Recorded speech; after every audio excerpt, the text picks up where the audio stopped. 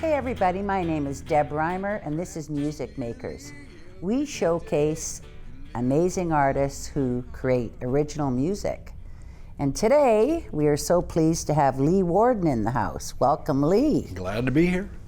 Lee is a singer-songwriter with over 4 decades of experience touring and in the studio. He is a multi-instrumentalist, equally at home on the guitar, bass, drums, keyboards. For 11 years, Lee toured with the famous, legendary Ian Tyson.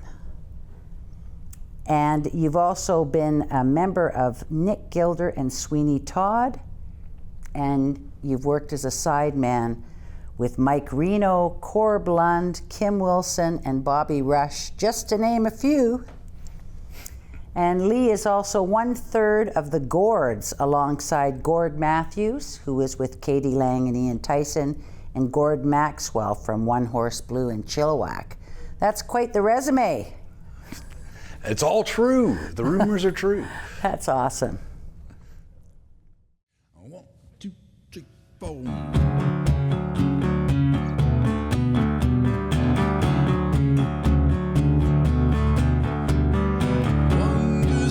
Technology, high definition scenery ain't free.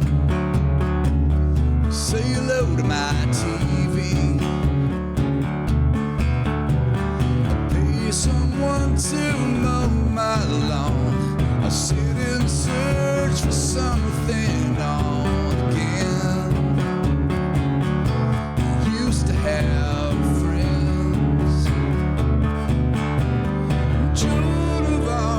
tell you anything just to get you on the team.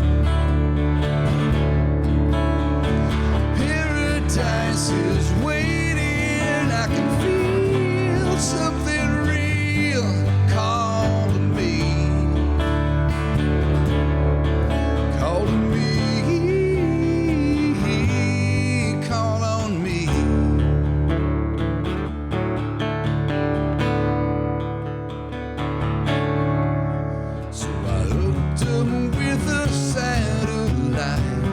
Tells me to go left when I go right. Too tired to fight. To give me vitamin D instead of sun. Pursuing happiness just ain't no fun when I'm surrounded by no one. Tell you anything just to get you on the team. Paradise is waiting. I can feel something real calling me. Calling me. Call on me.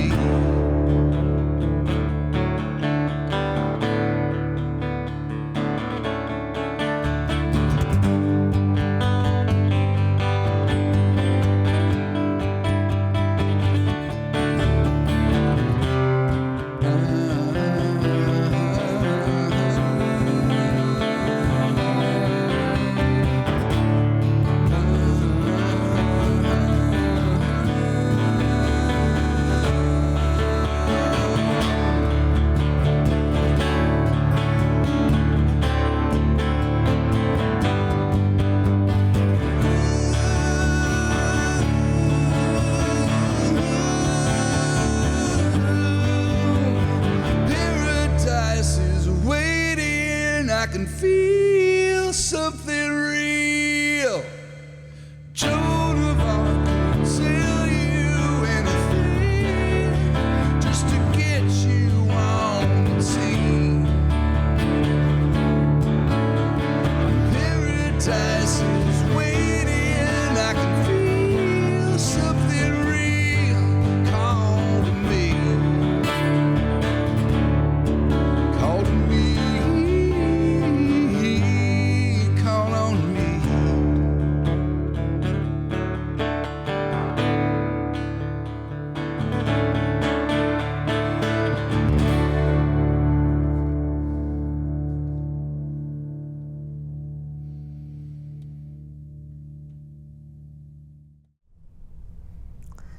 That was a great song. Thank you so much for that. Your next song, I understand, is about yourself being born in the 60s, but I understand the song is about your life in the 80s. How does that come about? Well, it's all tied into the Deb Reimer band. Your drummer, Phil Whipper, and myself were in a band back in the 80s, kind of a punk rock band. And it was the days before cell phones and internet and all that. So we would put on our own dances. And we got back together when I moved back to Vancouver Island and started playing together with Kelly Fawcett and Todd Sacrity. And now we've put the whole thing together again. We started writing and recording new songs. And so I wrote this song about what a great time in my life that was back when we'd put our own dances on and all the kids at school would come to our dances. And then to actually record it with Phil and Todd Sacrity and Kelly Fawcett has just been a dream come true for me. So the band is called Baboon. So we're not just the Deb Reimer band. We have a side project. Side project, the Baboon. That's great. Thank you for that.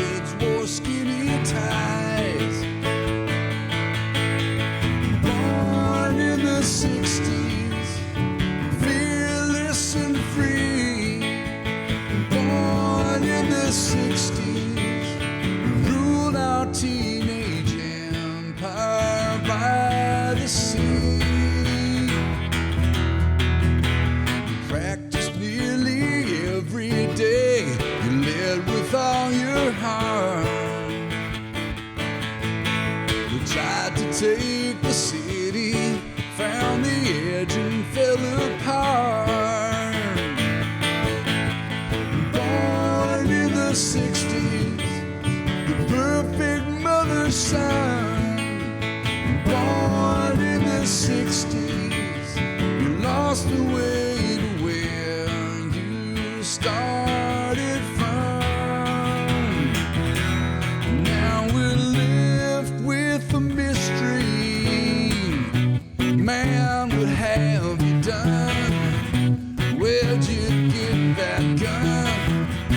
You really tore my memories down.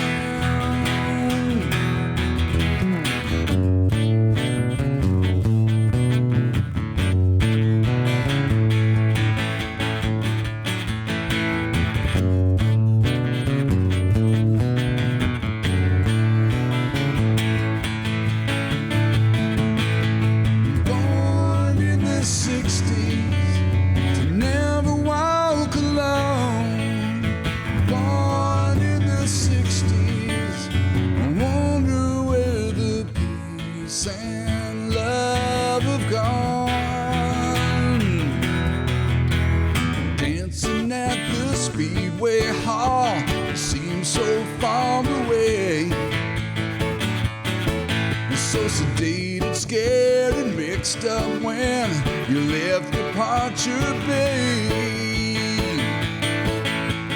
Born in the 60s, you never walk alone. Born in the 60s, I wonder where the peace and love have gone.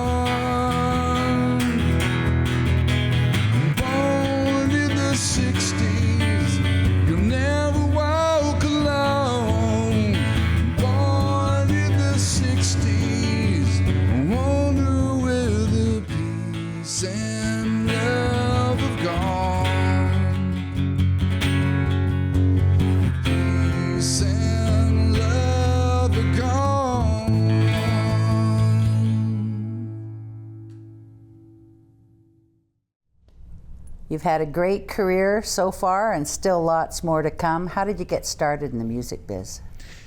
Well, I had a musical father and a musical uncle, and my uncle was actually the most inspiring person to me.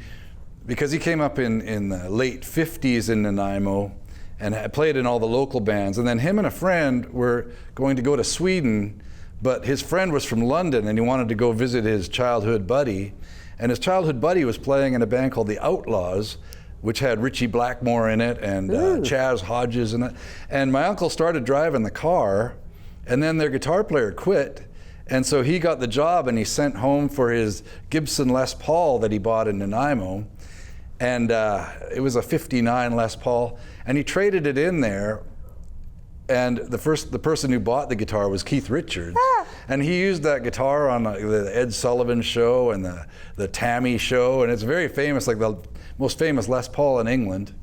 And yeah, they've toured around there. And then he returned to Vancouver, and everybody else in the band went on to more fame and fortune. But I have all his old stuff at home. Is that so? That's what got you started playing on those instruments? Oh yeah, he was an amazing player. Went? And I remember driving him to the airport, and it just seemed like the most glamorous way of life. And now after 30 years of nonstop traveling, it's like, I can see how it would wear you down. But back in the old days, in the 60s, you know, the airlines were classy, and you dressed up, and they gave you free drinks. And not anymore. Yeah, no. Times have really changed. It must have been really wonderful to play with the legend Ian Tyson. Born in Victoria. I didn't know that. Yeah, no, he's a local boy. Wow. Yeah, and I actually met a lot of people that played with him when he played here, like in Red Robinson's early band called the Stripes and that. Yeah. Yeah, no, it was amazing. 11 years of non-stop touring, and it was a great gig for me as a father because I was home all during the week, and we usually fly out on weekends and go play like 3 or 4 gigs and come back in time to go to soccer class and dance class. And you did some recordings with them as well. I played on 4 records, but I think the records were small, like EPs, and then they put them together. So I think it's 2 long play records and a couple of songs on his second greatest hits record. Can you imagine having 2 greatest hits records? No.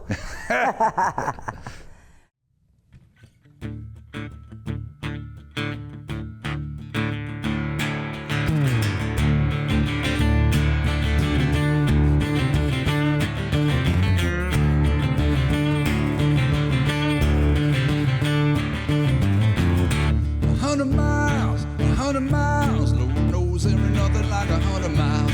Everything I own piled on the lawn, every dream I had, now it's come and gone.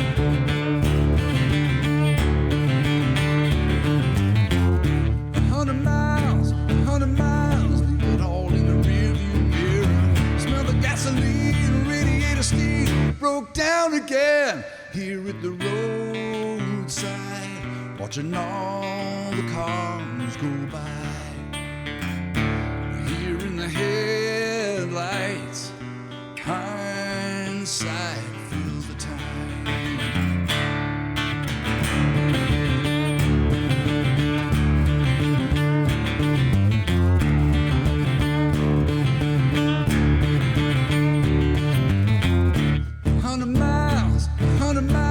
Ain't nothing round here for 100 miles. Everything I own might as well be gone. I'll start again here at the roadside, watching all the cars go by. Here in the headlights, hindsight fills the time.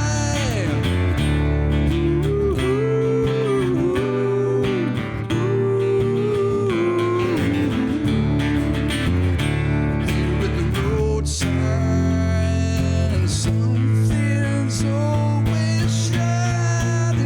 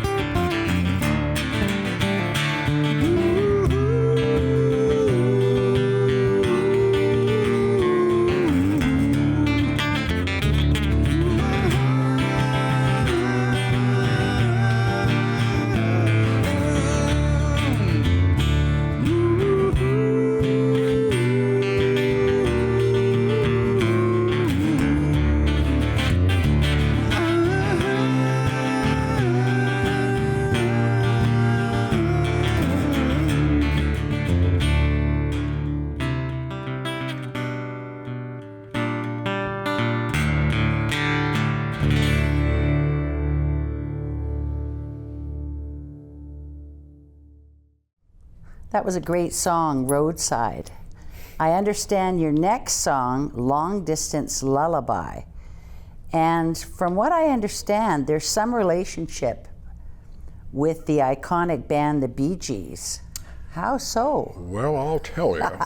I had this dream, and I woke up so happy because I was dreamed I was hanging around with the Bee Gees.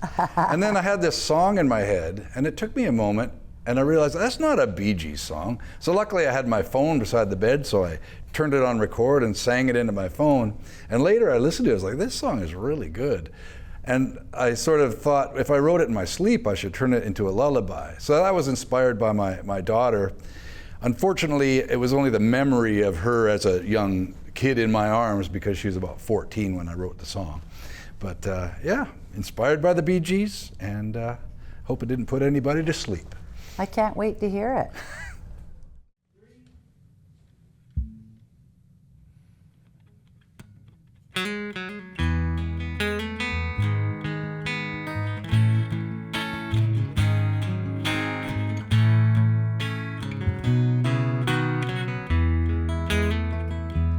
Don't you cry anymore.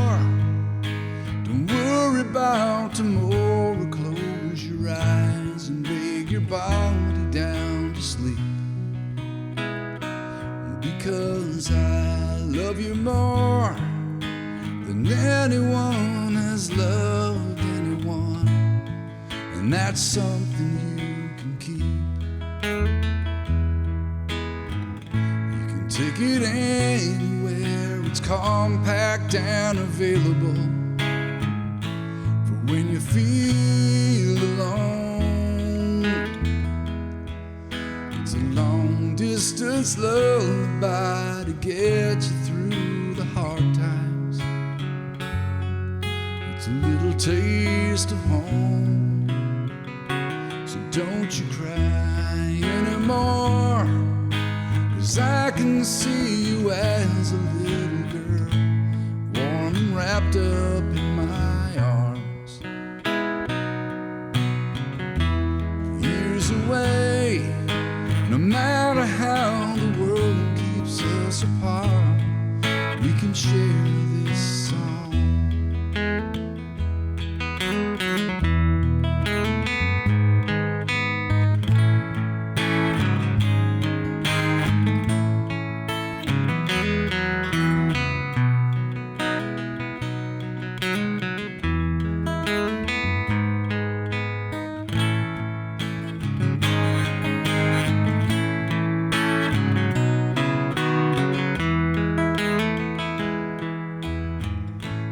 Take it anywhere, it's compact and available for when you feel alone.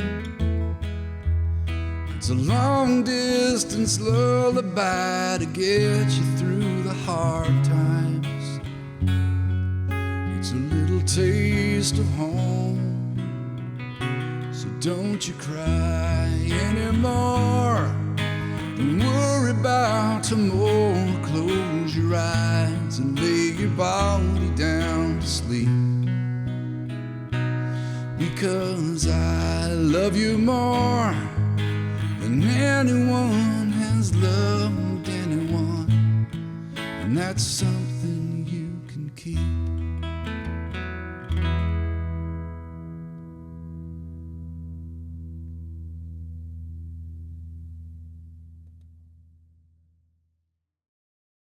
So I love the fact that you write some wonderful songs.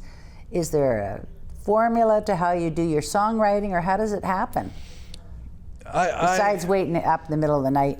I always have non-stop songs going in my head, and if there's a song that I want to listen to, like to get in the mood to do the dishes or paint the house or something, and there's no song available, then I write that song. And all my songs are sort of written with the idea that there's a void that needs to be filled, and I only write songs that I would be proud to sing in front of my friends. Nice. I don't write songs for other people or songs that try to jump on any bandwagons. I mean every word of them, mean every chord of them. Awesome. Yeah. Fast forward to the Gords. I love the history of the Gords. 3 Gords who all played with Ian Tyson at one time. Any stories from that time? Oh, it was a really, we were touring so much with Ian Tyson that Gord Maxwell and I were into the band together, and Gord Matthews was the guy I replaced. So we would book a lot of gigs. If we were already in a place with Ian Tyson, then we would chip in and buy the 3rd plane ticket, and that's where the Gords would have a concert somewhere in the region.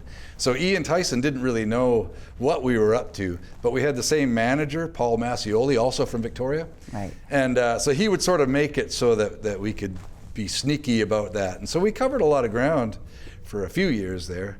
But then when Gord Maxwell got in Chilliwack, they're just always on the road. So we haven't done it. We still love each other, and we still plan to do another thing every now and again. But I loved all the stories, and I really appreciate you coming today and joining us on Music Makers. It's been a real pleasure. I want to thank everybody for tuning in, and a big thank you to John McKenzie, who's our producer, and of course all the fabulous volunteers working behind the scenes to put the show together all the time. We thank you so much, and we hope you'll tune in next time. Thanks very much. 1, 2, 3, 4.